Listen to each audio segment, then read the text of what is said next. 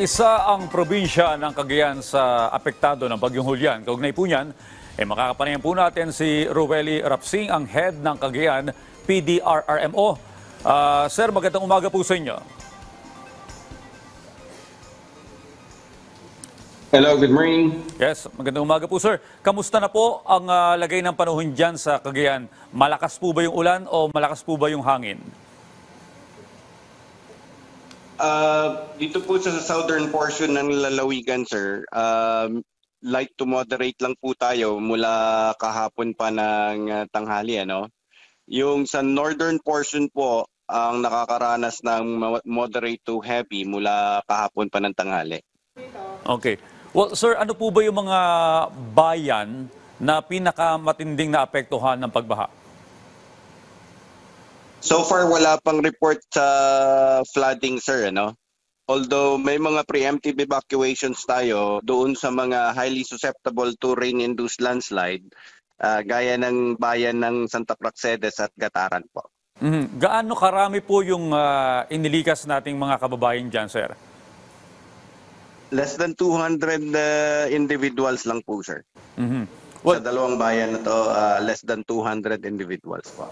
okay, doon sa may less than 200 na mga kababayan po natin dyan, ano na po ba yung tulong na naipamahagi ng ating pamahalaan?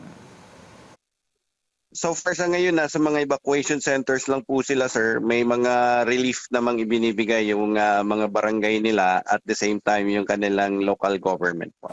Okay, meron po bang mga lugar o bayan na nawala ng supply ng kuryente?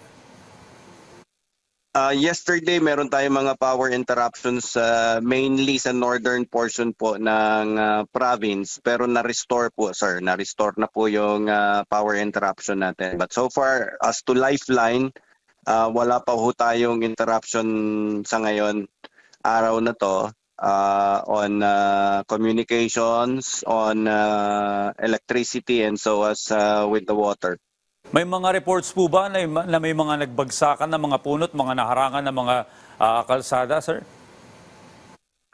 Yung buong probinsya under signal number 3 ngayon, sir, ano? Pero dito sa southern portion wala kaming nararamdaman na hangin.